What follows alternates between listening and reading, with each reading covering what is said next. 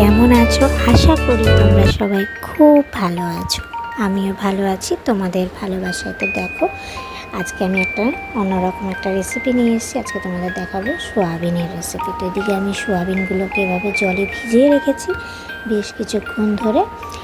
আর এদিকে আমি আলুগুলো কেটে ভালো করে ধুয়ে নিয়েছি। দেখো, এরকম ছোট ছোট করে আমি আলুগুলোকে কেটে নিয়েছি। খুব বেশি ছোটও করিনি, খুব বেশি বড়ও করিনি। আর এদিকে আমি পেস্টের জন্য নিয়ে নিয়েছি টমেটো একটা, কাঁচা লঙ্কা 6-7টা মতো, আদা কুচি আর জিরে। তোমরা তোমাদের ঝালের পরিমাণ অনুসারে লঙ্কাটা নেবে।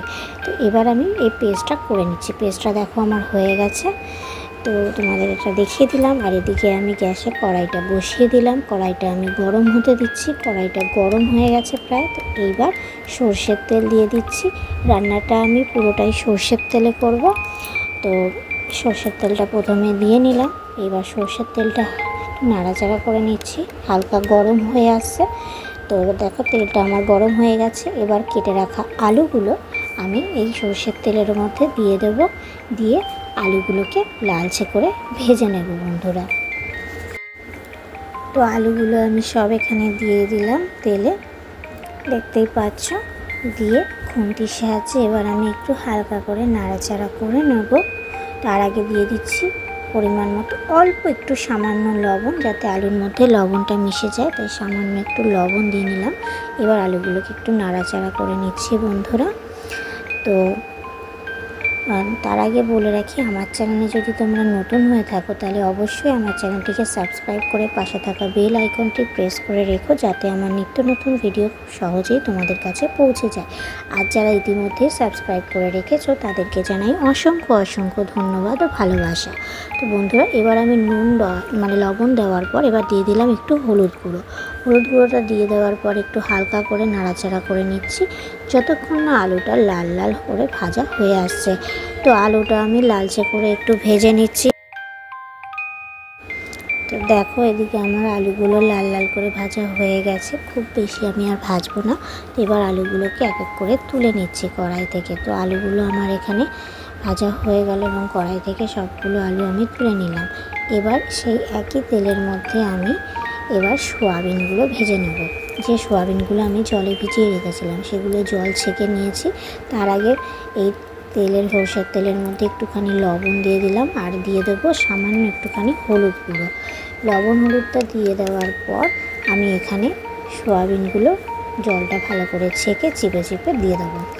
তো আমি এখানে সোয়াবিনগুলো দিয়ে দিচ্ছি। সোয়াবিনটা একটু ভেজে নিলে সোয়াবিনের এই যে রেসিপিটা করছি স্বাদটা একটু ভালো হবে, সেই জন্য। আবার অনেক সময় না ভেজে তোমরা মশলার সাথেও কষিয়ে নিতে পারো, কিন্তু একটু ভেজে নিলে রান্নার স্বাদটা আরও বেশি ভালো লাগবে, তাই অবশ্যই তোমরা ভেজে নিতে পারো। তো আমি একটু সোয়াবিনগুলো দেখো এবার হালকা লালচে করে ভেজে নিচ্ছি, যতক্ষণ না একটু লাল লাল হচ্ছে সোয়াবিনগুলো। তো এবার ভাজা হয়ে গেছে। এবার আমি এক এক করে সোয়াবিনগুলোকে কড়াই থেকে এভাবে তুলে নিচ্ছি। আর দেখো, যতটা তেল ছিল সোয়াবিন কিন্তু সব তেল শুষে নিয়েছে। আর এদিকে দেখো, আলু সোয়াবিন আমার সবগুলো ভাজা হয়ে গেছে। তোমরা দেখতেই পাচ্ছ সবগুলো কি সুন্দর ভাজা হয়ে গেছে। এবার আমি কড়াইয়ের মধ্যে দিয়ে দিলাম পরিমাণ মতো, অল্প পরিমাণে আর কি, খুব বেশি সরষের তেল লাগবে না, যেহেতু সব ভেজে রেখেছি। দিয়ে সরষের তেল দিয়ে দিলাম। এবার খুন্তি দিয়ে একটু নাড়াচাড়া করলাম।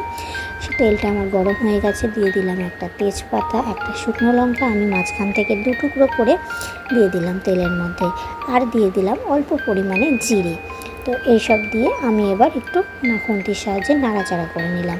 তারপর আমি আগে থেকে যে মশলাটা পেস্ট করে রেখেছি তোমাদের দেখালাম, আদা, টমেটো, জিরে, লঙ্কার, সেই পেস্টটা আমি এই তেলের মধ্যে দিয়ে দেবো। তো পেস্টটা আমি এখানে দিয়ে দিচ্ছি, আর অল্প একটু মিক্সিটা ধুয়ে জল দিয়ে দিলাম।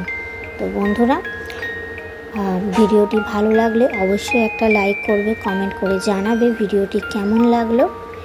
তো এবার দিয়ে দিলাম পরিমাণ মতো লবণ, আর দিয়ে দেবো পরিমাণ মতো হলুদ গুঁড়ো। লবণ আর হলুদটা দিয়ে দেওয়ার পর ভালো মতো মশলাটাকে নাড়াচাড়া করে বেশ কিছুক্ষণ ধরে কষিয়ে নিতে হবে, যতক্ষণ না পর্যন্ত মশলা থেকে তেল ছেড়ে আসে, ঠিক ততক্ষণ পর্যন্ত। তো ভালো মতো আমি মশলাটাকে এবার কষিয়ে নেবো বন্ধুরা।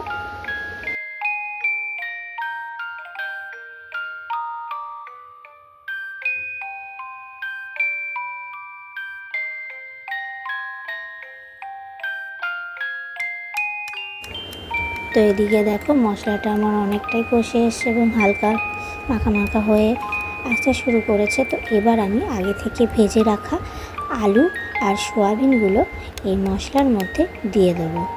তো আলু সয়াবিন এগুলো দিয়ে দেওয়ার পর এই মশলার সঙ্গে আবারও আমি বেশ কিছুক্ষণ ধরে ভালো মতো কষিয়ে নেব, যাতে মশলাটা আলু সয়াবিনের সঙ্গে ভালো মতো মিশে যায়।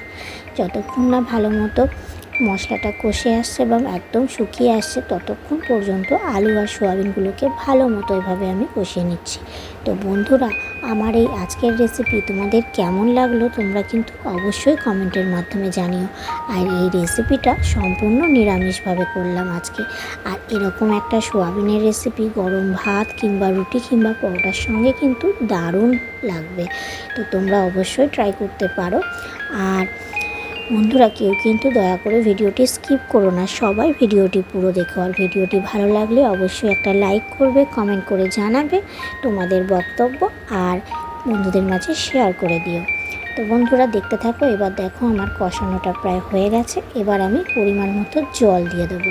তো খুব বেশি জল দেবো না, তবুও মোটামুটি জল দেবো, কারণ একটু হালকা ঝোল তো রাখবোই। তো সেই হিসাবে আমি জলটা দিলাম। তোমরা তোমাদের ঝোলের পরিমাণ অনুসারে জলটা দেবে বন্ধুরা। তো জলটা দেওয়ার পর আমি একটু খুন্তি দিয়ে নাড়াচাড়া করে নিচ্ছি।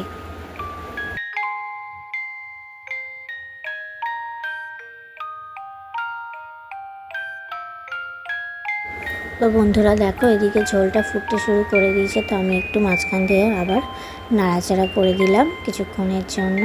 তো দেখো এদিকে সয়াবিনটা আর একটু ফুটতে দেবো, আর একটু ঝোলটা শুকিয়ে আসলে তবেই রান্নাটি হবে। তো এই জন্য আরেকটু শুকাতে দিলাম। ঝোলটা আরও বেশ কিছুক্ষণ ধরে ফুটছে। আর এদিকে দিয়ে দিলাম সামান্য 1 চামচ পরিমাণে চিনি। যেহেতু নিরামিষ রান্না, একটু চিনি দিলে স্বাদটা ব্যালেন্স হয়ে যাবে, সেই জন্য স্বাদটা ধরে রাখার জন্য একটুখানি চিনি দিয়ে দিলাম। তো চিনি দেওয়ার পর নাড়াচাড়া করে আবারও ফুটতে দিলাম। এবার দিয়ে দিলাম গরম মশলার গুঁড়ো, ওপর দিয়ে ছড়িয়ে দিলাম। আর দিয়ে দিচ্ছি সামান্য পরিমাণে ধনেপাতা কুচি। খুব বেশি ধনেপাতা দিলাম না, সামান্য পরিমাণেই দিলাম। তো ধনেপাতা কুচি আর গরম মশলার গুঁড়োটা দেওয়ার পর এবার একটু হালকা করে নাড়াচাড়া করে নেব। তো আজকের মতো রান্নাটা আমার এখানে হয়ে গেছে। আমি খুব বেশি শোকাবো না, একটু হালকা ঝোল রাখবো। তো সেই জন্য এবার আর অল্প একটু ফুটিয়ে আমি এটাকে নামিয়ে নেব। তো বন্ধুরা, আমার আজকের এই রেসিপিটি কেমন লাগলো অবশ্যই কিন্তু কমেন্টের মাধ্যমে জানিও।